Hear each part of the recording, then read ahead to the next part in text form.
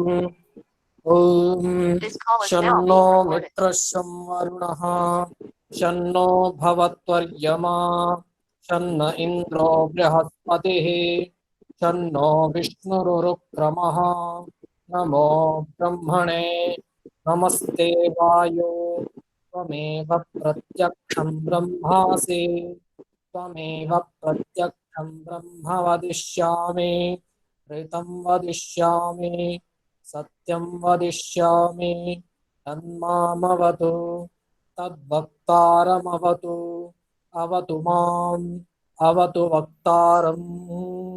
ओम शांति शांति शांति। रूपेश महोदय जी, आपका बहुत बहुत धन्यवाद, बहुत बहुत आभार। और अभी शायद हमारे गुरुदेव अभी जुड़े नहीं हैं, थोड़ा सा विलम्ब है, थोड़ा इंतजार कर लेते हैं। निवेदन है इंतजार गुरुदेव भी ज्वाइन करने वाले।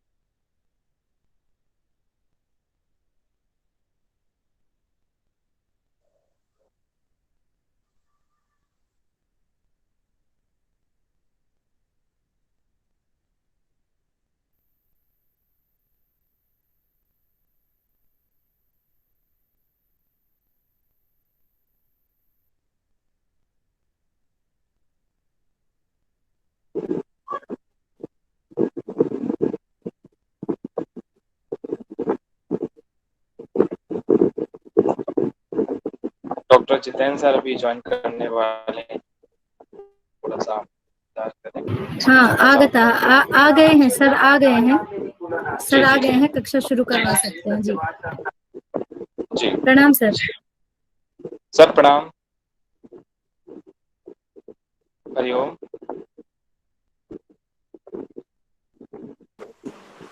सभी को प्रणाम। डॉक्टर जितेंद्र सर जी, आपको प्रणाम, आपके चरणों में प्रणाम, बहुत बहुत स्वागत है सर एक बार सर। और हम लोग बड़े ही सौभाग्यशाली हैं कि एक बार पुनः आपके दर्शन हुए और आपसे पढ़ने का सौभाग्य प्राप्त हुआ। तो आपका बहुत बहुत स्वागत है गुरुदेव, आपके चरणों में वंदन, अभिनंदन और आपका स्वागत है सभी विद्यार्थियों की तरफ से और मेरी तरफ से आपके चरणों में प्रणाम। मैं आपसे निवेदन करूंगा कि महोदय आप कक्षा प्रारंभ करें। जी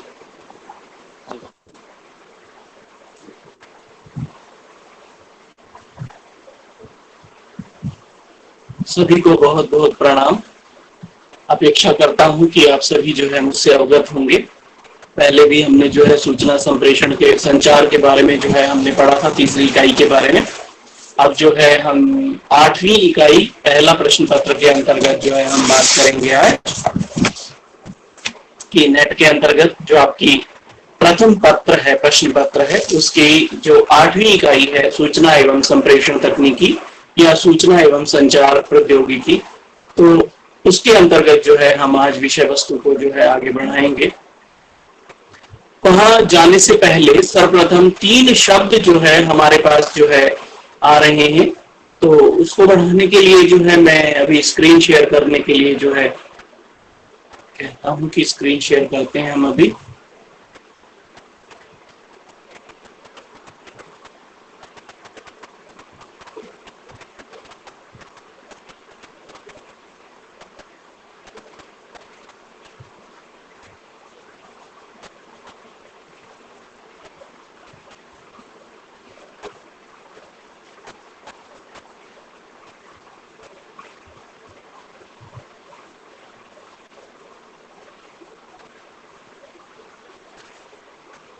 जैसा कि नाम ही बता रहा है, कई बार प्रश्न आ जाता है कि आईसीटी का जो है फुल फॉर्म क्या है, तो उसको जो है आप याद रखेंगे, इंफॉर्मेशन एंड कम्युनिकेशन टेक्नोलॉजी, सूचना एवं संप्रेषण तकनीकी या प्रौद्योगिकी।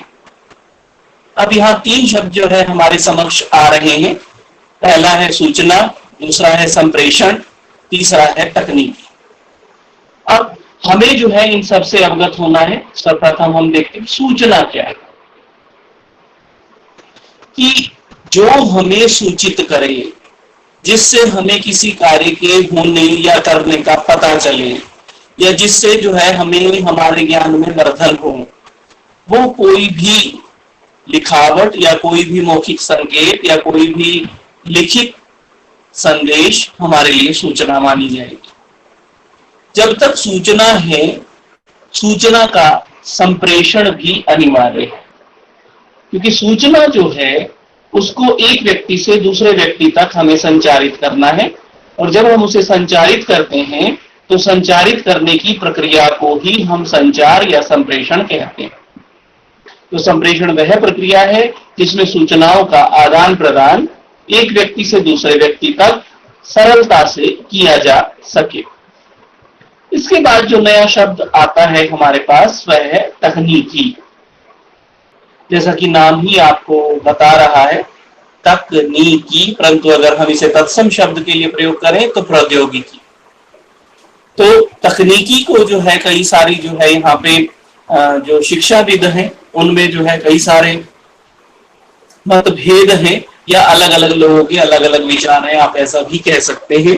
तो कुछ लोगों का मानना है कि जो हमारे लिए जो तकनीकी शब्द है, अंग्रेजी में उसका रूपांतरण है टेक्नोलॉजी, वो जो है ग्रीक भाषा के टेक्निकोस शब्द से उद्धृत किया गया है या निकला है, तो जिसका अर्थ होता है कला, कलामय या व्यवहारिक।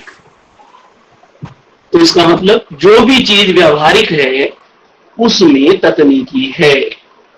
तो इसका मतलब किसी भी विषय वस्तु को व्यवहारिक ढंग से छात्रों तक पहुंचाने की प्रक्रिया में जो भी आप युक्ति या जो भी आप जो है साधन का प्रयोग करते हैं उसको आप तकनीकी कह सकते हैं।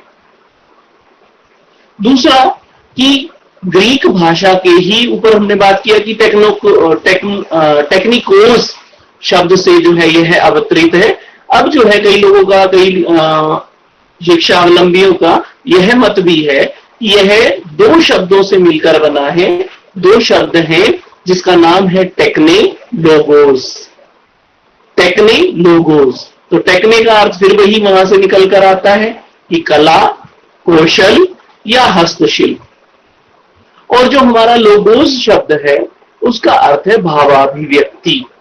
इसका मतलब कि यहां से भी हमें स्पष्ट संकेत मिलता है कि वह प्रक्रिया, जिस प्रक्रिया में किसी कला, कौशल या हस्तशिल्प की भावाभिव्यक्ति की जाती है उसे हम तकनीकी कह सकते हैं। और अगर हम सामान्य शब्दों में बात करें कि तकनीकी है क्या, तो आप देखिए कितना परिवर्तन जो है। मैं आपको बहुत सिंपल सा सरल सा एग्जांपल बताता हूँ कि पुराने समय में जब हमारी माताएं जो है खाना बनाती थी तो चूल्हे पे खाना बनता था, तो जब रोटी सेकी जाती थी तो रोटी को सेकने में उसे बार बार पलटना उलटना पड़ता है, तो उसको जो है बार बार उनका हाथ जल जाया करता होगा या जल जाता है सामान्यतः।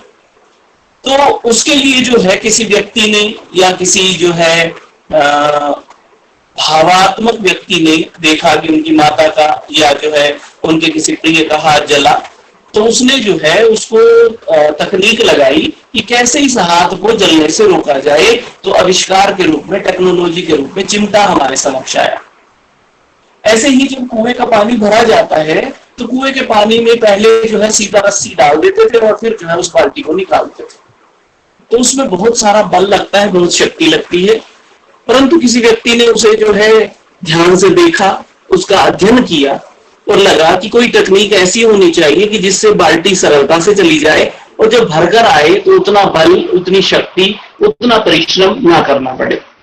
तो उसके लिए उन्होंने घिरनी बनाई और गिरने के माध्यम से जो है वह कार्य हुआ। तो तकनीक का मतलब यहाँ जो उदाहरण मैंने आपके समक्ष प्रस्तुत किए कि किसी भी कार्य को सरलता से करने के लिए जो भी उपागम या जो भी युक्ति या जो भी कार्य किया जाएगा उसे हम तकनीक कहते हैं। जैसे एक छोटा सा एग्जांपल अगर हम देखें तो जो है पहले भी क्या अभी भी दुनिया में सबसे अच्छा काम होता है नोटों को गिनना, पैसे गिनना। परंतु वही अगर बहुत सारे हों तो दुर्लभ कार्य हो जाता है। तो ऐसा ही कार्य बैंकों में आप हमेशा ही देखते हैं होते हुए। तो बैंकों में जब ये कार्य किया जाता है तो अब वहां आप देखते हैं कि जो है काउंटर मशीन होती है जो नोटों को गिनती है। तो ये भी एक टेक्नोलॉजी है जिसने उसे काउंट किया। और आज आप और मैं जिस माध्यम से बात कर पा रहे हैं वो जो है यह भी एक टेक्निक है जिसके माध्यम से हम गूगल मीट का प्रयोग करते हुए एक दूसरे से वार्ता कर रहे हैं, आईसीटी की 8वीं इकाई का अध्ययन करने का प्रयास कर रहे हैं। तो मैं जहाँ गाजियाबाद बैठा हूँ और आप अपनी अपनी जगहों पर जहाँ आप रहते हैं वहां पर आप स्थित हैं और आप वहां रहते हुए जो है हम एक दूसरे से जुड़े हुए हैं और हमारा जो है शिक्षण अधिगम कार्य जो है संस्कृत प्रधीश के माध्यम से और जो है ये हमारे गूगल मीट के माध्यम से हो रहा है। तो ये दोनों ही तकनीक है। संस्कृत प्रधीश भी सॉफ्टवेयर टेक्नोलॉजी है क्योंकि उसके बारे में किसी ने सोचा, उसके सोच को जो है माध्यम से वो भी एक टेक्नोलॉजी है। परंतु जो हार्डवेयर के रूप में अगर हम देखें तो उसमें जो है हमारी ये गूगल मीट का जो सॉफ्टवेयर है या जो है कंप्यूटर के माध्यम से जो हम एक दूसरे से ये वार्ता कर पा रहे हैं वो भी एक टेक्नोलॉजी है। तो उम्मीद करता हूं कि आप जो है इन तीनों शब्दों से अवगत हो गए होंगे। अभी जो है इसमें थोड़ा और पढ़ के फिर जो है हम इसको जो है समझेंगे कि ये क्या है। सबसे पहले क्योंकि आप सभी नेट करके उच्च शिक्षा में शिक्षण अधिगम कार्य के लिए अपने आप को समर्पित करना चाहते हैं, तो इसलिए शिक्षा के क्षेत्र में आना चाहते हैं, तो इसलिए उससे भी थोड़ा सा हमें जो है जानकारी रखनी है कि शिक्षा में तकनीकी का प्रयोग कैसे की बात की जाती है। अब यहाँ पे सबसे पहली जो टेक्नोलॉजी है वह मौखिक टेक्नोलॉजी है। चाहे हमारे वेद हो, चाहे जो है श्रुति हो, चाहे जो है हमारे ग्रंथ हो, उपनिषद हो, या जो है हमारे वेद वेदांग हो, या हमारा जो है संस्कृत वांग्मय हो, या हमारी वैदिक संस्कृति हो, हम वहां देखते हैं तो हमें पता चलता है कि किस प्रकार छात्र अपने गुरु के सानिध्य में रहते हुए मौखिक रूप से ग्रंथों का अध्ययन करता था और वह उन्हें बार बार याद करके उसमें आई कमियों का जो है निवारण उसके गुरु के द्वारा होता था और अंततः वह उस सारी जो है शक्ति को, उन सारे गुणों को जो है वह प्राप्त कर लेता था या उस सारी विद्या को प्राप्त कर लेता था। और तो इसलिए जो है ये भी एक टेक्नोलॉजी जो सर्वप्रथम प्रयोग में की जाती है। यहाँ दोनों ही मैंने अभी जो बात आपसे की वेद वेदांत के संदर्भ में या हमारे गुरुकुल प्रकृति के गुरुकुल पद्धति के संदर्भ में, तो वह भारतीय परिप्रेक्ष्य है। ऐसा ही वेस्टर्न परिप्रेक्ष्य में भी अगर हम देखें तो सुकरात की भी जो है एक प्रणाली मिलती है हमें जिसके हम कहते हैं शिक्षक शिष्य संवाद प्रणाली, स्टूडेंट टीचर डिस्कशन। तो वहां पे जो है कहा जाता है कि सुकरात जो बोलते हैं तो सुकरात जो है वो बोलते थे जो है किसी चौराहे पे जाकर और लोग जो है उन्हें सुनते ही जाते थे। इस तरह से वो लोगों को इंटरेक्ट करते थे, लोगों के साथ जो है जोड़कर अपनी बातों को कहते थे और उन्हें समझते थे। तो वो भी एक जो है टेक्नोलॉजी थी। सुकरात का सिलोजिज्म आपने सुना होगा, जो है जो जिसमें की जो है जितेंद्र मनुष्य है, मनुष्य मरणशील है तो जितेंद्र मरणशील है। तो इस तरह से जो है हम जिसमें एनालॉजी लगाते हैं, जिसमें जो है हम ये देखते हैं कि एक परिस्थिति में सत्य है तो दूसरी में होगा और अंततः सभी में सत्य होगा, जिसको जो है हम सुकरात का सिलोजिज्म कहते हैं, उसमें जो है हम इसको प्रयोग करते हैं। मौखिक के पश्चात जो हमारे पास आया वो था लेखन। अब लेखन में अगर हम कहें तो शिक्षा के क्षेत्र में सर्वप्रथम भोजपत्र पर लिखा गया, फिर वृक्ष और पेड़ों की छाल पर लिखा गया, फिर कुछ जो है उसके लिए जो है कागज का जो है वो बनाया गया और अंततः जो है आज आपके और मेरे पास कागज हमारे पास उपलब्ध है और हम उस पर लिखते हैं और उसकी ज्यादा वैल्यू भी कई बार कई बच्चे नहीं समझते हैं और उसका अन्यथा प्रयोग करते हैं। जबकि आप सबको पता होना चाहिए कि कागज जो है पेड़ों से बनता है तो इसलिए जो है हमें यथा आवश्यकता हो, अपनी आवश्यकता अनुसार ही उसका प्रयोग करना चाहिए, बेवजह उसका नुकसान नहीं करना चाहिए। इसके बाद जो है हमारे पास जो है जब पेज बन गया तो पेज के बाद आया कि इसके ऊपर टंकण किया जाए, छेदन किया जाए, लेखन किया जाए, मुद्रण किया जाए। इसके ऊपर लिखा कैसे जाए, तो उसके लिए फिर टेक्नोलॉजी विकसित हुई। अब इसका जो है एग्जाम्पल हमारे और आपके समक्ष है कि जो है कभी कोई शिक्षक रहा होगा कक्षा में, उसे लगा कि मुझे समझाना है, तो उसे जो है कोई ढेला मिट्टी का या कोई जो है चौक का टुकड़ा जो है उसके हाथ में आया होगा, उसने हो सकता है शायद दीवार पे लिखा होगा, और अंततः आज हमारे समक्ष दुनिया का सबसे पहला जो शिक्षण अधिगम प्रणाली का जो है आधार है, वो जो है जिसको हम कहते हैं ब्लैक बोर्ड, जिसको हम कहते हैं जिसको हम कहते हैं श्यामपट, तो जो है वह निर्मित हुआ होगा। वो बेशक काला होता है परंतु कई लोगों के जीवन में उजाला कर देता है, तो इसलिए जो है वो भी एक टेक्नोलॉजी है। तो इसलिए उसके पश्चात जो है हमारे पास आया कागज जब बना, तो जो है कागज से भी पहले तो जो है जब उन्हें लेखन आ गया, तो जो है आप देखते ही हैं सारनाथ के स्तंभ आप जो है देखें, या जो है हमारे कितने सारे जो है संदेश जो है अशोका के समय के, या जो है अलग अलग मुद्राएं अगर आप देखें पुराने काल में, तो उन मुद्राओं पर भी जो है छिद्रण किया गया है या छेदन द्वारा लिखा गया है। या जो है हमारे जितने सारनाथ का स्तंभ देखे हम, तो पत्थर के ऊपर भी जो है वो लेखाकारी की गई है, तो वो छेदन या छिद्रण द्वारा जो है वो किया गया है, जिसमें छेनी, हथौड़े या जो है और किसी नुकीली चीज का प्रयोग किया गया, तो वो भी एक टेक्नोलॉजी है जो शिक्षा के क्षेत्र में आई।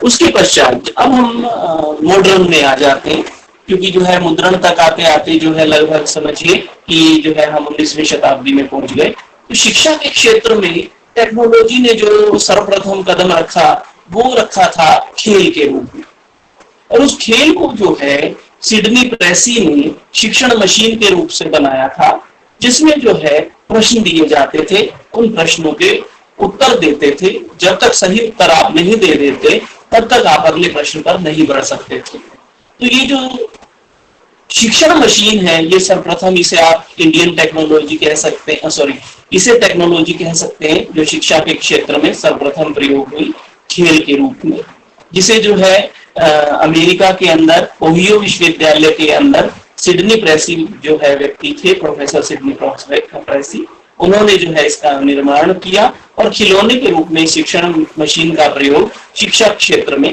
किया। तो ये जो है कई बार पूछा जाता है कि एजुकेशन टेक्नोलॉजी या जो है आईसीटी का पहला ऐसा कौन सा उपकरण है जिसका प्रयोग किया गया, तो आपको याद भी रखना है ये है कि वो शिक्षण मशीन है, जिसका प्रयोग एक खिलौने के रूप में किया गया, जिसका प्रयोग सिडनी प्रेसी ने किया, जो कि अमेरिका के ओहियो विश्वविद्यालय में किया गया। इसके बाद जो है द्वितीय विश्व युद्ध की बात करते हैं। 26 के बाद जानते हैं सभी कि जो है 1939 से 1942 तक जो है 3 वर्ष तक जो है द्वितीय विश्व युद्ध चला। तो उस द्वितीय विश्व युद्ध में विभीषिका हुई, कई सारे जो है लोगों को जो है अपनी जान गंवानी पड़ी। तो उस द्वितीय विश्व युद्ध में एक प्रयोग हुआ, उस प्रयोग में जैसे कि अमेरिका के संदर्भ में कि वहां पर जो है कई लोगों को प्रशिक्षण दिया जाना था, खासकर पायलट का, और उस समय उनके पास इतना समय नहीं था कि जो सामान्य प्रक्रिया है उस प्रक्रिया के माध्यम से उन्हें जो है सिखाया जाए, बताया जाए, समझाया जाए, तो वो सारी व्यवस्था उनके पास नहीं थी। तो उसकी वजह से जो है उन्होंने एक जो है सेल्फ लर्निंग मटेरियल, SLM आप उसे कह सकते हैं, स्व अनुदेशन या स्व अधिगम सामग्री, इस विषय से जो है उन्होंने यूनिवर्सिटी के प्रोफेसर से कहा कि आप जो है स्व अधिगम सामग्री से इन्हें सिखाइए, और उसके माध्यम से जो है उन्हें प्रशिक्षण दिया गया। बाद में वो प्रयोग बैंक में भी किया गया कि बैंक में जो नियुक्तियां हुई उन बैंकों के लिए भी जो है उस तरह के प्रशिक्षण का प्रयोग किया गया। इसलिए प्रशिक्षण कार्यक्रम भी द्वितीय विश्व युद्ध की देन है, जिसका प्रयोग शिक्षा के क्षेत्र में हुआ, और उसके प्रयोग के परिणाम स्वरूप हमें जो प्राप्त हुआ वो 1950 में जो है अभिक्रमित अनुदेशन, स्किनर का नाम आप सभी ने सुना होगा, बहुत जो है विद्वान शिक्षाविद हैं और बहुत ही जो है शिक्षा के क्षेत्र में, मनोविज्ञान के क्षेत्र में बहुत ज्यादा जो है कार्य किया है सिडनी स्किनर जी ने। तो जो है उनका ही सर्वप्रथम जो है उनके सिद्धांत पर आधारित ही है अभिक्रमित अधिगम, जिसको जो है हम प्रयोग में लेते हैं।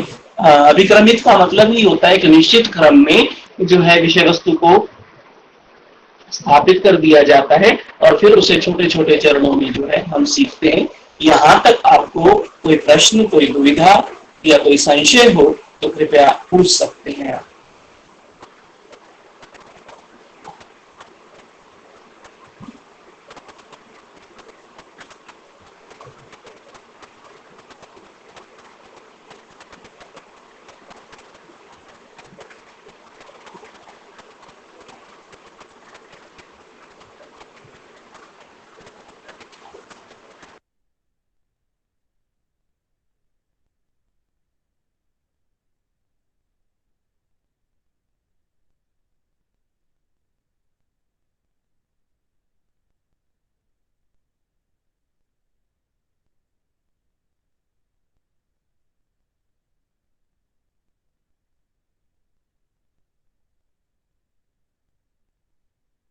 गुरुजी कोई प्रश्न नहीं है किसी का, शायद लग रहा है। कंटिन्यू करें गुरुजी। है गुरुजी, किसी का प्रश्न आया है शिप्रा शुक्ला जी का, ये सब विश्वविद्यालय का नाम बता दीजिए। जी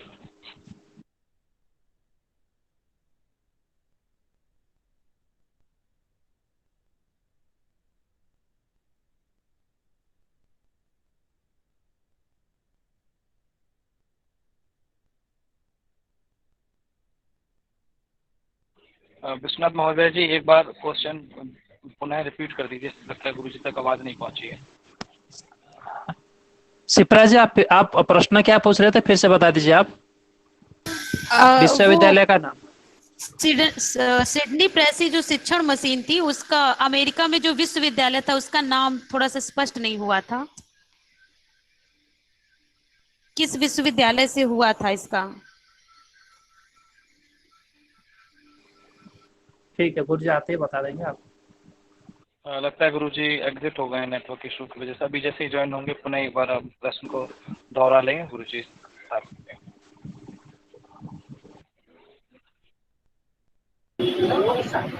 अत्र प्रायः लिखितमस्ति विश्वनाथ जी, 1926 सिडनी प्रेसी शिक्षण मशीन, अधः यूनिवर्सिटी नाम लिखितमस्ति किञ्चित्। USA पुनः किं लिखितमस्ति? प्रेस है पुनः। नहीं, एतदेव यत् डिस्प्ले कृतमस्ति खलु, तदेव किञ्चित् जूम् कुर्वन्ति चेत् सर्वैः द्रक्ष्यते।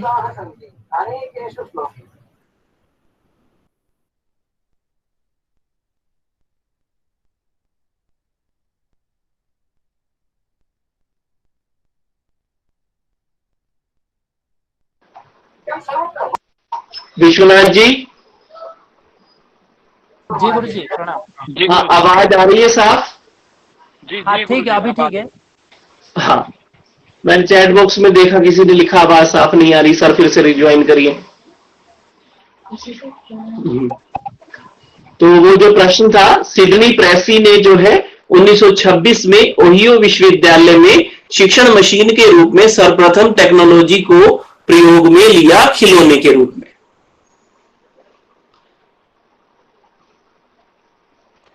आगे बढ़ते हैं हम अब।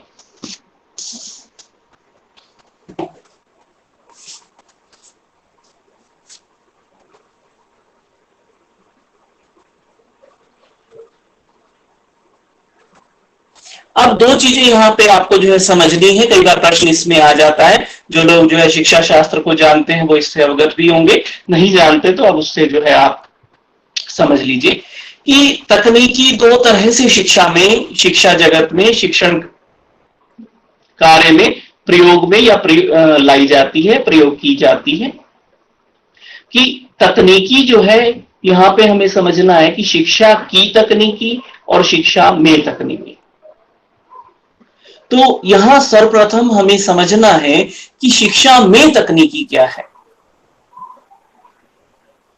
अब शिक्षा में तकनीकी का मतलब है कि तकनीकी के वे सभी उपागम जो अन्य अन्य क्षेत्रों के लिए विकसित किए गए थे, परंतु उनका मुख्य उद्देश्य शिक्षा को प्रोन्नत करना नहीं था, परंतु बाद में उनकी उपयोगिता को देखते हुए हमने शिक्षा जगत में उनका प्रयोग करना प्रारंभ कर दिया। यथा radio, television, computer, camera, cinema. तो ये सभी चीजें जो है शिक्षा जगत के लिए नहीं बनी थी, ये वस्तुतः किसी विशेष उद्देश्य की पूर्ति के लिए, किसी विशेष क्षेत्र के उन्नति के लिए इनका निर्माण किया गया था।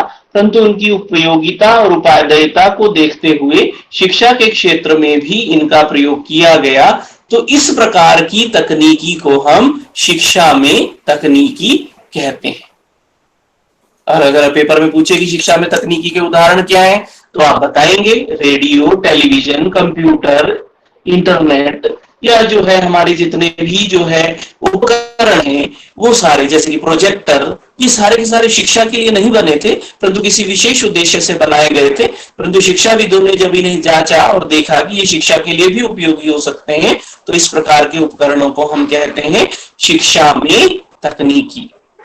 अब आती शिक्षा की तकनीकी, कि शिक्षा का वह गुण जिसके द्वारा शिक्षाविदों द्वारा शिक्षा के जो सिद्धांत हैं, शिक्षा की जो प्रतिमान है, उनका प्रयोग करके हम कुछ ऐसी तकनीकी विकसित करें जिससे हमारी शिक्षण अधिगम प्रक्रिया प्रोन्नत हो। तो इस प्रकार की तकनीकी को हम शिक्षा की तकनीकी कहते हैं।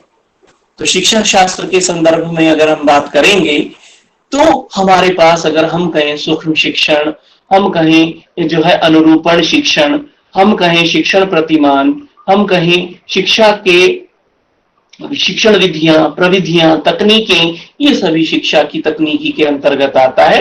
तो इसलिए ये मुख्य अंतर आपको पता होना चाहिए। शिक्षा की तकनीकी का सबसे मूल उदाहरण अभी सबसे पहले हमने 1950 में जब पीछे हमने बात की, तो उसके बाद जो है हमने कहा कि जो है शिक्षा में तकनीकी के अंतर, शिक्षा की तकनीकी में अभिक्रमित अनुदेशन सामग्री बहुत ज्यादा उपयोगी है, तो उसे हम शिक्षा की तकनीकी कहते हैं। शिक्षा के सिद्धांतों का प्रयोग करके हम उसका निर्माण करते हैं।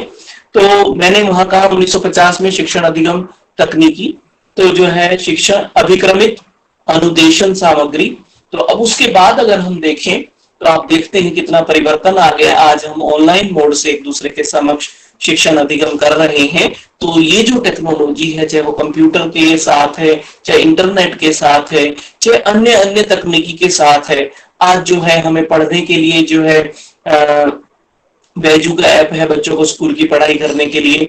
आप और मैं अगर जो है कुछ पढ़ना चाहते हैं तो हम अगर YouTube पे भी डालते हैं तो हमें बहुत सारी चीजें जो है उस विषय से संबंधित मिल जाती हैं, इस विषय से संबंधित भी आपको जो है मिल जाएंगी। परंतु यहाँ पर एक चीज जो है हमें समझनी है कि ये जो तकनीकी है इसने शिक्षण का काम, अधिगम का काम तो कुछ हद तक सरल किया है, परंतु शिक्षक का काम जो है कुछ हद तक बढ़ाया है कि वह अपने विषय की पारंगतता के साथ साथ इन तकनीकी के प्रयोग में भी निपुण हो, यह अपेक्षा अध्यापक से की जाती है। तो आपको भी इन सारी चीजों से अवगत होना होगा। आगे जो है हम इसकी जब शब्दावली को पढ़ेंगे तो और नई चीजें जो है हम उसके बारे में जब वहां बात करेंगे तो मैं आपसे उसे जो है अवगत कराऊंगा आपको। तो अब जो है हम एक डेफिनेशन की बात करते हैं कि प्रोफेसर पीटर्स के अनुसार शिक्षण संप्रेषण तकनीकी, सूचना संप्रेषण तकनीकी की एक जो है बहुत अच्छी परिभाषा है, जो हमें जो ऊपर हमने बात की उन सभी को सार रूप में हमें समझने में सहायक है। कि सूचना संप्रेषण तकनीकी ज्ञान, कौशल तथा अभिवृत्ति प्रदान करने की एक नवीन तथा उभरती हुई विशिष्ट आवश्यकताओं की पूर्ति करने वाली एक प्रक्रिया है, जिसमें समय एवं स्थान के आयामों का शिक्षण एवं अधिगम में कोई हस्तक्षेप नहीं होता। यहां आप समझिएगा कि ज्ञान, कौशल तथा अभिवृत्ति, ज्ञान का मतलब सूचना के संदर्भ में है, और कौशल का मतलब कि आपका क्रिया के संबंध में, एक्शन के संबंध में, कि आप उसको अपने व्यवहार में ले आए, और अभिवृत्ति का मतलब भाव से संबंधित है कि अगर आप चित्रकारी करते हैं या जो है आप उस चीज में किसी चीज में रुचि लेते हैं तो उस रुचि से आपके ज्ञान में भी वृद्धि होती है और आपके कौशलों में भी वृद्धि होती है। तो तीनों ही पक्षों के अनुसार कि ज्ञान हो, भाव हो, क्रिया हो, उनको प्रदान करने की एक नवीन और उभरती हुई विशिष्ट आवश्यकताओं की पूर्ति करने वाली एक प्रक्रिया है, जिसमें समय एवं स्थान का मतलब जब हम ऑनलाइन की बात कर रहे हैं तो हो सकता है आप में से कोई जो है अपनी छत पर बैठा हो सकता है जो है कोई गाड़ी चला रहा हो, मुझे सुन रहा हो।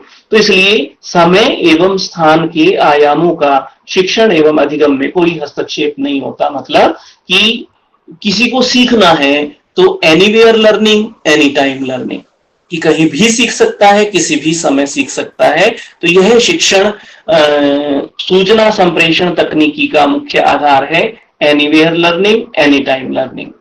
यानी आप जो है समय के पाबंद नहीं, अभी 8 बजे मुझे सीखने का टाइम नहीं है तो मैं 10 बजे सीख सकता हूँ।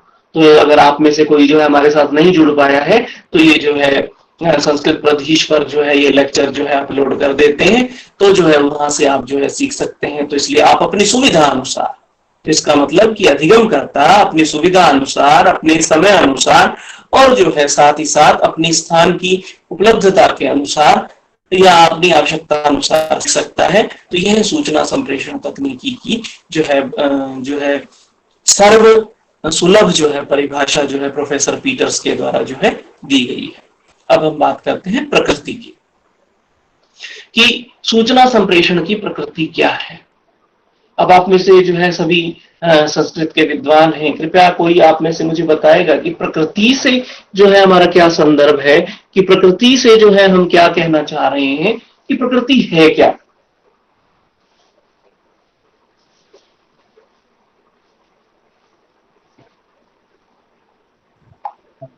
प्रकृति नेचर।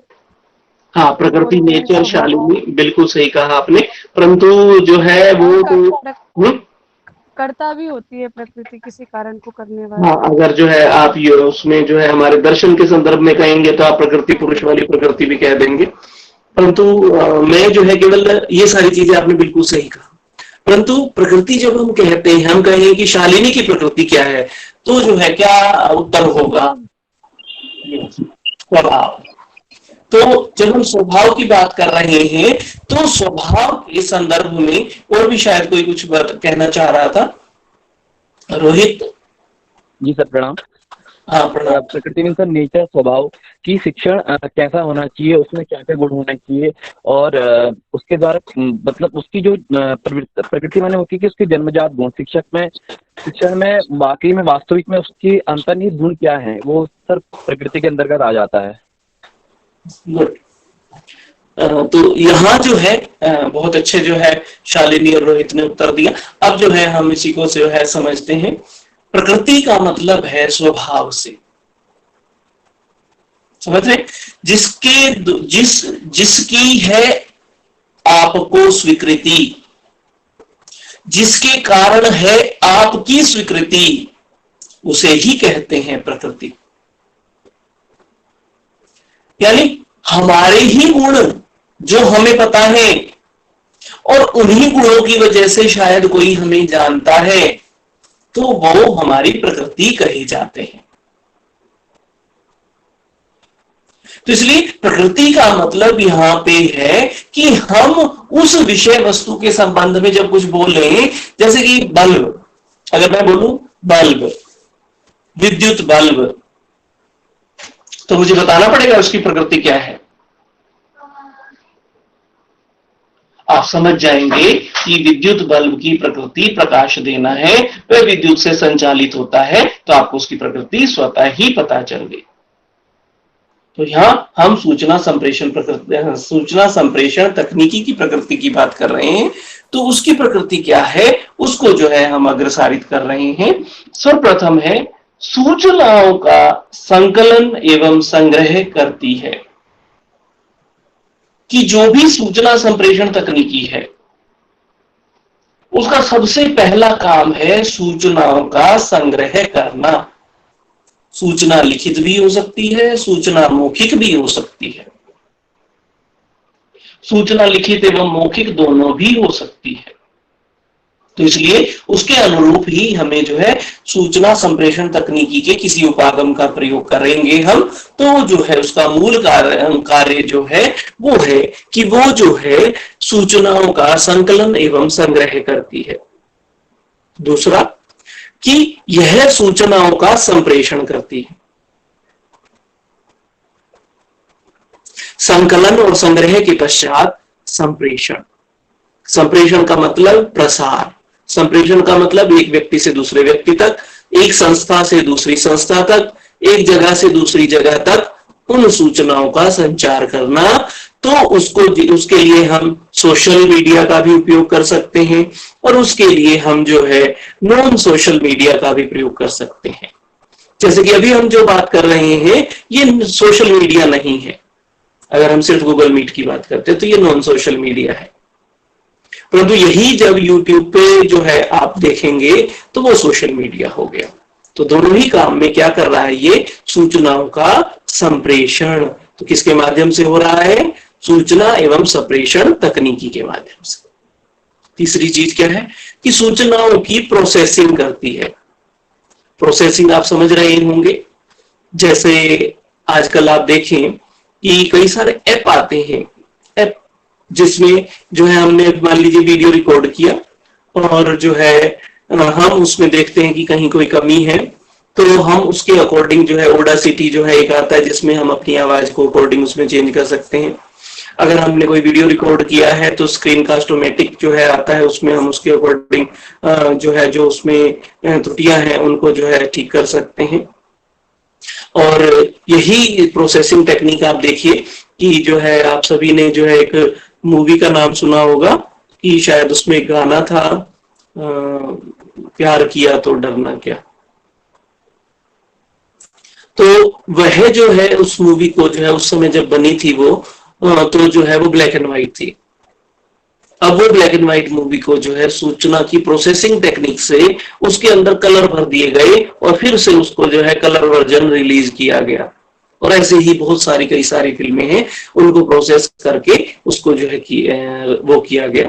ऐसे ही हम भी अगर कोई लेक्चर रिकॉर्ड करते हैं भविष्य में, कल तो आज तो आप देख ही रहे यूजीसी का नियम आ चुका है कि लगभग 25% जो हमारी विषय वस्तु है वह जो है हमें ऑनलाइन मोड से ही ट्रांजैक्ट करनी है एज ए टीचर। तो कल को आप नेट करके टीचर ही बनने वाले हैं उच्च शिक्षा में, तो इन कार्यों से आप बच नहीं सकते हैं। तो इसलिए ये प्रोसेसिंग आपको भी करनी पड़ेगी। तो इसलिए जो है इन सारी चीजों से अवगत होना, तो यह जो है प्रकृति है हमारी सूचना संप्रेषण तकनीकी की। इसके पश्चात है यह सूचनाओं को पुनरुत्पादित करती है, रिप्रोड्यूस करती है। अब यही लेक्चर हम क्लास में देते हैं तो अगर किसी ने रिकॉर्ड नहीं किया है तो वह वहीं समाप्त हो जाता है। परंतु सूचना संप्रेषण तकनीकी का प्रयोग मेरी कक्षा में भी मान लीजिए मेरा कोई विद्यार्थी या मैं स्वयं उसे रिकॉर्ड कर लूं और उसे यूट्यूब पर डाल दूं तो भी वो पुनरुत्पादित हो सकती है। परंतु मैंने उसमें क्या किया, सूचना संप्रेषण तकनीकी का प्रयोग। और अब हम इसे यूट्यूब पे डालते हैं या गूगल मीट के माध्यम से हम पढ़ते हैं और उसको जो है पुनः उत्पादित कर सकते हैं कि इसे हम अपने मोबाइल में सेव कर सकते हैं। तो इसे जो है हम रिप्रोड्यूस यानी जब हमें जरूरत होगी हम इसे उपयोग में ला सकते हैं। अब प्रकृति जब समझ गए तो प्रकृति से ही आवश्यकता निकलती है कि इन 4 गुण हो गए। ये प्रकृति मतलब उसके गुण है सूचना संप्रेषण तकनीकी के क्या कि सर्वप्रथम यह सूचनाओं का संकलन और संग्रह करती है।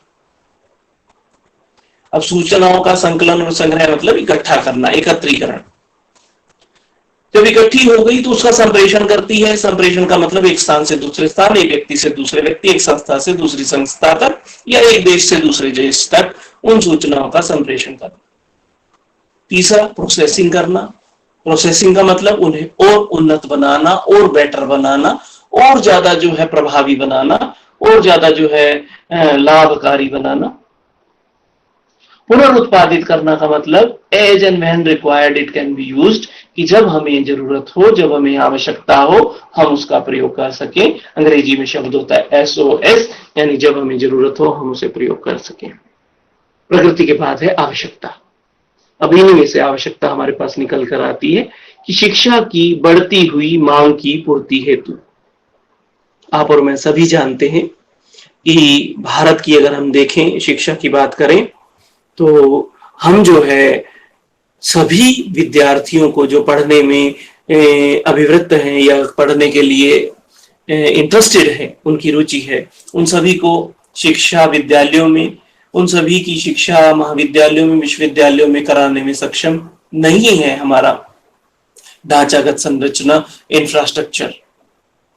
तो इसलिए उस बढ़ती हुई मांग को पूरा करने के लिए ये जो ऑनलाइन माध्यम है, ये जो सूचना संप्रेषण तकनीकी है, ये जो दूरस्थ शिक्षा, खुली शिक्षा का माध्यम आजकल चल रहा है, वो सब हमारे लिए उपयोगी है। तो इसलिए शिक्षा की बढ़ती हुई मांग की पूर्ति के लिए भी हमें सूचना संप्रेषण तकनीकी की आवश्यकता है। दूसरा कि छात्रों की शैक्षिक एवं व्यावसायिक आवश्यकताओं की पूर्ति के लिए,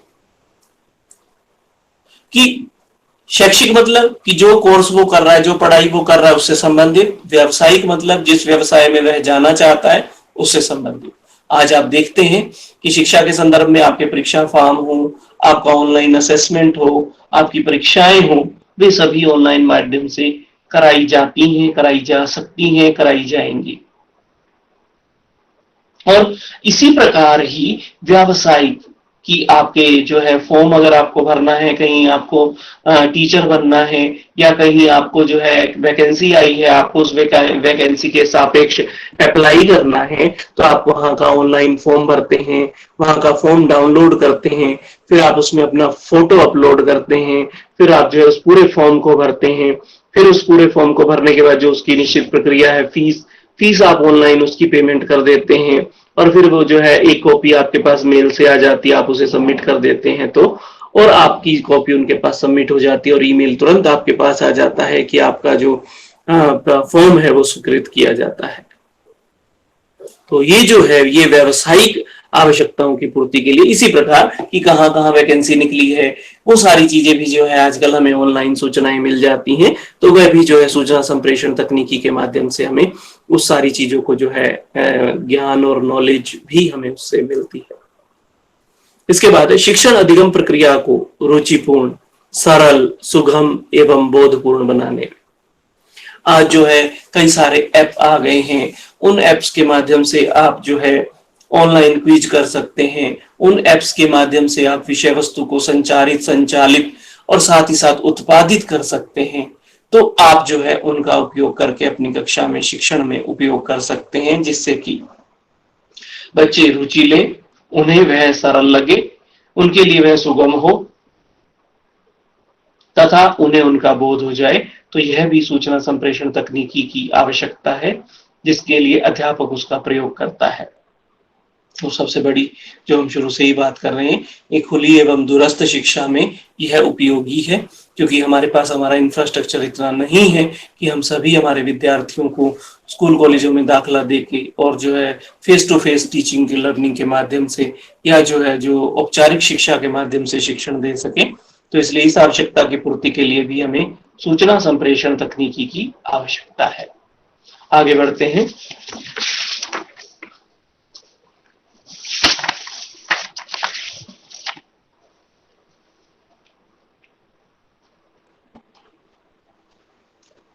प्रामाणिक एवं अद्यतन सूचनाओं की प्राप्ति हेतु, कि हमें जो है कई सारी प्रामाणिक सूचनाएं चाहिए होती है। आज आप देखें तो जो है हम मॉडर्न विषयों को भी छोड़ें तो हम सामान्य जो है हमारे विषयों की बात देखें या जो है हमारे संस्कृत से संबद्ध विषय जो हैं उनको भी देखें, तो ऑनलाइन अगर हम सर्च करते हैं तो कोई विषय ऐसा नहीं है जिससे संबद्ध सामग्री हमें प्राप्त ना हो। तो इसलिए प्रामाणिक का मतलब कि वह कौन से प्लेटफॉर्म पर है। अगर हम शिक्षण अधिगम सामग्री की बात करते हैं तो वो हमारे लिए एनसीईआरटी, यूजीसी, यूजीसी, एससीईआरटी, ये सारी संस्थाएं हैं, न्यूपा, निपा, ये सारी संस्थाएं हैं जो हमारे लिए जो है प्रामाणिक हैं। तो इसलिए उनसे सूचनाएं प्राप्त करने के लिए भी जो है हमें जो है सूचना संप्रेषण तकनीकी की आवश्यकता है।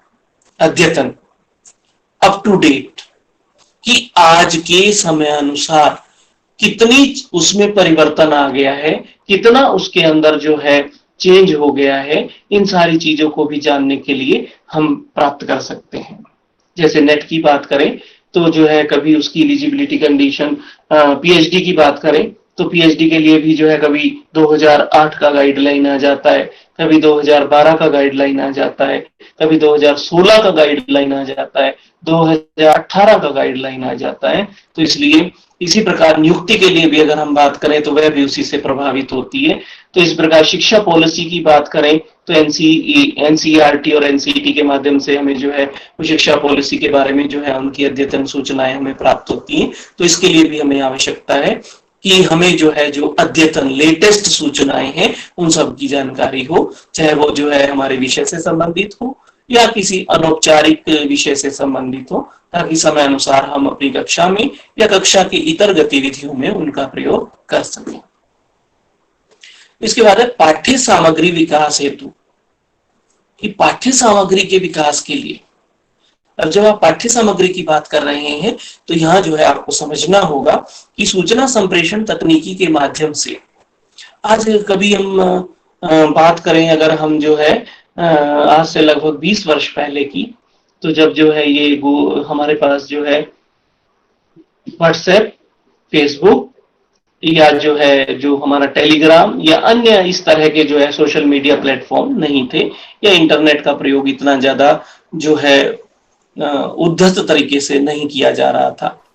तो उस समय आप देखिए कि अगर मैंने कुछ लिखा और मुझे अपने मित्रों तक उसे पहुंचाना है तो मेरे पास एक ही ऑप्शन होती थी कि मैं फोटोकॉपी लूं और अपने मित्र को या अपने जानकार को वो जो है वो विषय वस्तु संप्रेषित कर दूं। परंतु आज अगर आप देखें कि एक व्हाट्सएप पे ग्रुप बन जाता है और उस एक सूचना को उस ग्रुप में डालते ही उससे जुड़े हुए जितने भी लोग हैं उन सब तक वो सूचना तुरंत पहुंच जाती है। इसी प्रकार जो है हमारे पास अगर हम फेसबुक की बात करें तो वहां पे अगर हमने कोई ग्रुप बना रखा है या अगर हम उसे सोशल मीडिया पे जो है प्लेटफॉर्म पे, ओपन प्लेटफॉर्म पे डालते हैं तो वह सभी लोगों तक, आपके सभी मित्रों तक, फ्रेंड्स तक पहुंच जाती है। तो यह सूचना संप्रेषण तकनीकी का जो एक माध्यम है, इसी आवश्यकता है।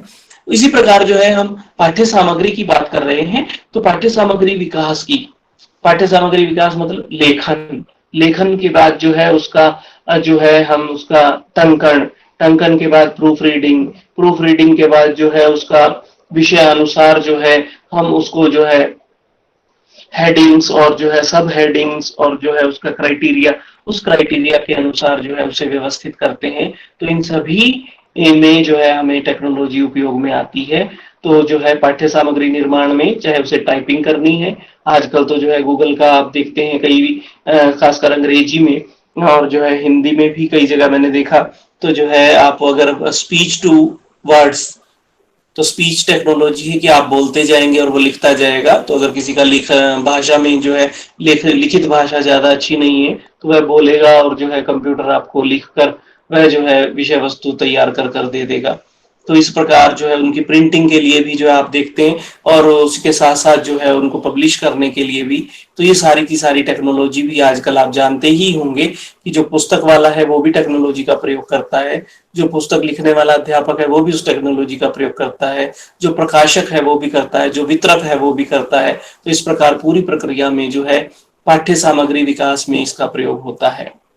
और अगर हम कक्षा में उसका कोई प्रकरण लेकर पढ़ा रहे हैं तो वहां पर भी उसके विकास में हम प्रयोग कर सकते हैं कि हम कोई ऑनलाइन क्विज का प्रयोग कर सकते हैं, हम कोई शिक्षण सहायक सामग्री का प्रयोग कर सकते हैं, हम किसी बैजू के लेक्चर को जो है लेकर और उसे उद्धृत करके कि हाँ हमने यहाँ से लिया है, उसको जो है साइटेशन देकर हम जो है उसका प्रयोग अपनी कक्षा में कर सकते हैं। तो पाठ्य सामग्री विकास हेतु लेखन और साथ ही साथ शिक्षण अधिगम में भी हम इसका प्रयोग करते हैं। तो इसलिए भी यह इसकी आवश्यकता का जो है एक कारण है। सबके लिए शिक्षा को चरितार्थ करने हेतु, कि अभी सरकार कहती है कि यूनिवर्सलाइजेशन ऑफ एजुकेशन, अभी भी अगर हम भारत की बात करें तो भारत के संदर्भ में शिक्षा जो है अभी सरकार ने 8वीं कक्षा तक की शिक्षा जो है वो सभी के लिए फ्री एंड कंपल्सरी करी है शिक्षा के अधिनियम के अंतर्गत। शिक्षा अधिगम के अंतर्गत जो है वह इसका प्रयोग करता है और उसके अंतर्गत जो है वह शिक्षा के लिए इस प्लेटफॉर्म का प्रयोग कर रहे हैं, वह मतलब यहाँ पे सरकार कि अगर आप देखें तो जितने भी हमारे जो है दूर दराज के क्षेत्र हैं वहां पर जो है रेडियो के माध्यम से या जो है दूरवाणी के माध्यम से या जो है हमारे पास दूरवाणी, मेरा कहने का मकसद यहाँ रेडियो के लिए नहीं, रेडियो के अंतर्गत प्रसारित होने वाला यूजीसी का एक चैनल, और इसी प्रकार जो है हमारा टीवी पर भी जो है हमारे पास जो है यूजीसी का एक चैनल है जिसके माध्यम से जो है वे सारी सूचनाएं जो है छात्रों तक जो है पहुंचाई जाती हैं। और आजकल तो आप सभी जानते हैं कि सीबीएसई के पाठ्यक्रम भी जो है टेलीविजन के माध्यम से सब तक पहुंचाए जा रहे हैं। तो सबके लिए शिक्षा जो बात हम करते हैं, एजुकेशन टू ऑल, उसके लिए भी जो है हमें इस तकनीकी का, इस सूचना संप्रेषण तकनीकी की आवश्यकता है। तो यह जो है इसका जरूरत को इंगित करता है, इसकी आवश्यकता को इंगित करता है। इसके बाद है वेब आधारित सामान्य एवं विशिष्ट मुक्त संसाधन विकसित करने हेतु।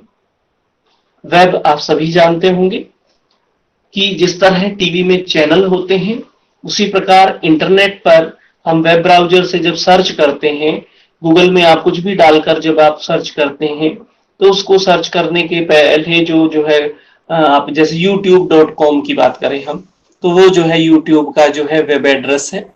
इसी प्रकार आप करते हैं ugc.ac.in, तो यह यूजीसी का जो है वेब एड्रेस है।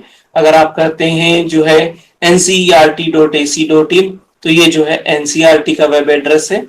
तो जो है वेब एड्रेस का मतलब यहाँ पे दो चीजें यहाँ आप समझिएगा कि जिस प्रकार टीवी में चैनल है उसी प्रकार जो है इंटरनेट पर जो है हमारी वेबसाइट्स होती हैं। उसी वेबसाइट्स में सारी सूचनाओं का संग्रह किया जाता है। तो इसलिए किसी भी संग्रहकर्ता को, किसी भी उपयोगकर्ता को उस एड्रेस का जानकारी होना जरूरी है। परंतु परेशान होने की भी आवश्यकता नहीं है कि अगर आप थोड़े से भी सजग हैं तो आप गूगल प्रोफेसर की सहायता से भी उसे सर्च कर सकते हैं। अगर आप एक या दो उसके कोई भी शब्द भी अगर आपको याद है तो भी आप उस तक पहुंच सकते हैं। आजकल तो है चित्रात्मक सर्च भी हो गई है कि आपको कोई चित्र है तो आप उसके कोई पिक्चर में जो चीज आपको दिखाई दे रही थी उसको करके और इमेजेस सर्च करिए, तो वैसी इमेज भी जो है शायद आप सर्च कर सकते हैं। तो जो है इसको जो है आप अपनी शिक्षण में भी प्रयोग कर सकते हैं। यहाँ दो चीजें जो है मुझे बतानी है कि वेब आधारित सामान्य एवं विशिष्ट मुक्त संसाधन विकसित करने के लिए। अब मुक्त संसाधन को आप समझिएगा, अंग्रेजी का शब्द है यहाँ पे open education resources, OER। Online माध्यम में जब हम पढ़ते या पढ़ाते हैं तो सारी की सारी विषय वस्तु फ्री नहीं होती। कुछ विषय वस्तु जो है उसके पैसे लगते हैं, कुछ विषय वस्तु फ्री होती है। तो दो तरह की सोच के लोग जो है ऑनलाइन प्लेटफॉर्म पर या इंटरनेट प्लेटफॉर्म पर कार्य करते हैं। कुछ ऐसे जो है ज्ञान वृद्ध हैं जो समाज को परोपकार के रूप में अपने ज्ञान को देना चाहते हैं। तो इस तरह के जो लोग हैं वो OER, open educational resources generate करते हैं। जिस प्रकार आप देखते हैं कई सारी जो है हमारी ऑनलाइन लाइब्रेरीज हैं जहां से आप विषय वस्तु का अध्ययन कर सकते हैं, उन्हें पढ़ सकते हैं, उन्हें डाउनलोड कर सकते हैं। परंतु कई सारे ऐसे भी प्लेटफॉर्म्स हैं जो आपको कोर्स करने के लिए भी पैसा लेते हैं, परंतु उन पे भी कई कोर्स फीस फ्री है।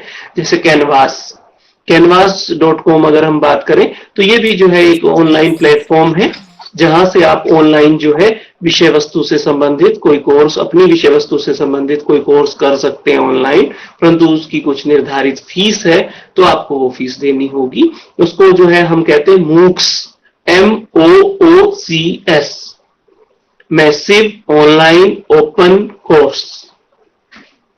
तो यहां पर जो है ये आज का नई टेक्नोलॉजी है जिसको हम कह रहे हैं वेब आधारित सामान्य एवं विशिष्ट।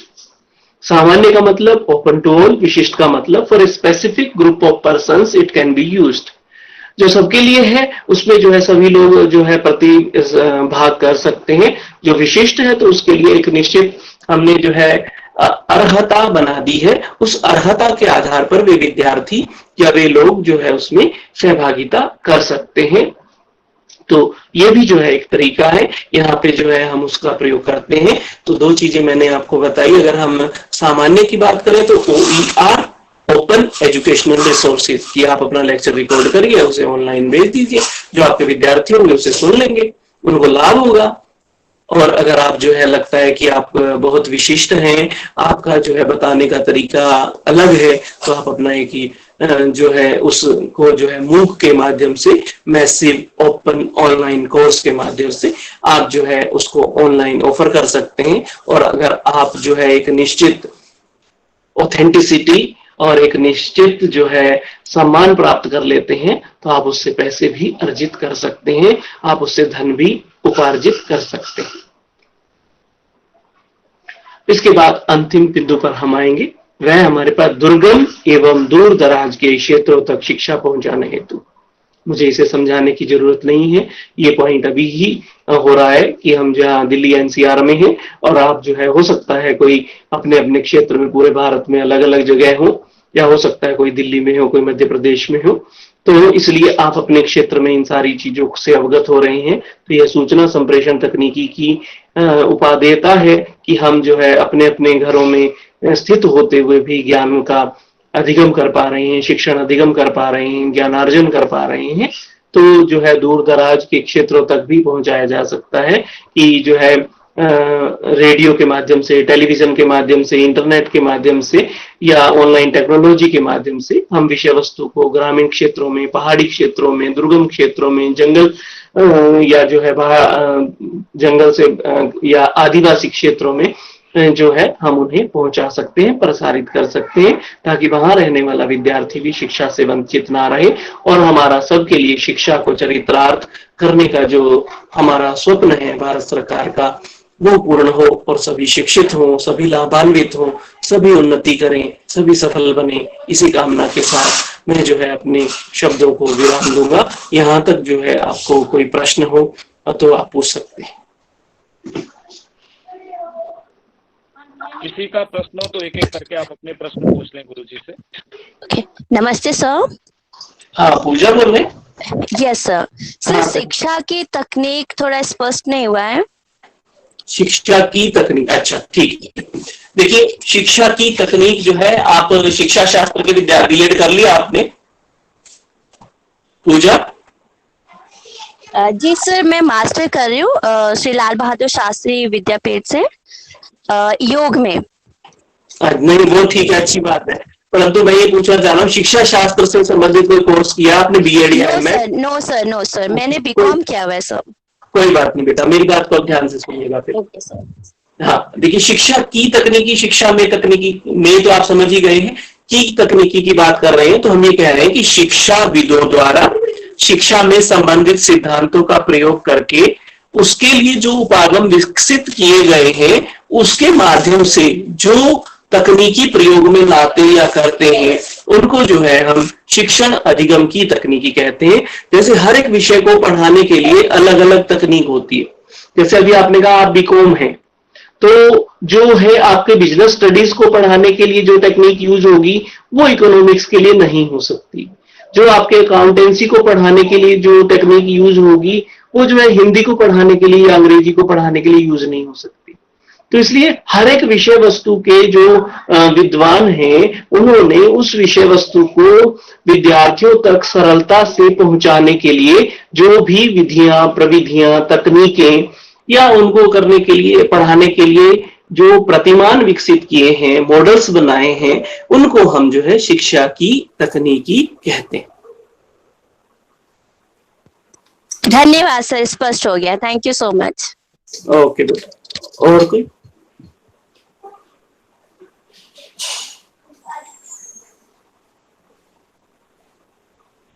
और किसी का कोई प्रश्न हो तो वो पूछ सकता है।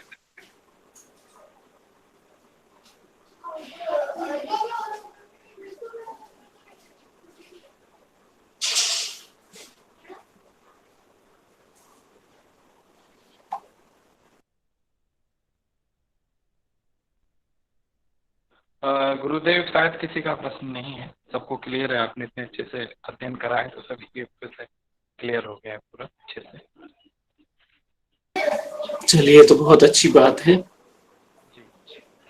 तो हम लोग अब कल करेंगे, और आपका बहुत बहुत आभार, बहुत बहुत धन्यवाद गुरुदेव। आपने बहुत ही अच्छे से विषय वस्तु हम लोग के समक्ष रखी।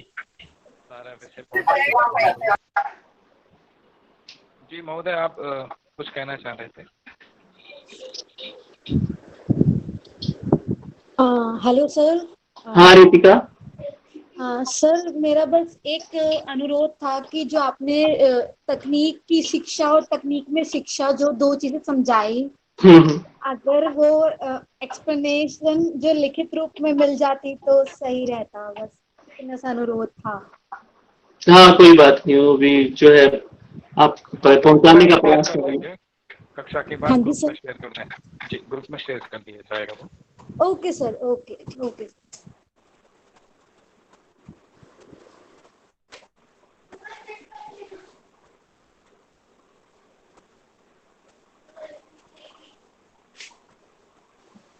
दिवाकर जी जी गुरुदेव।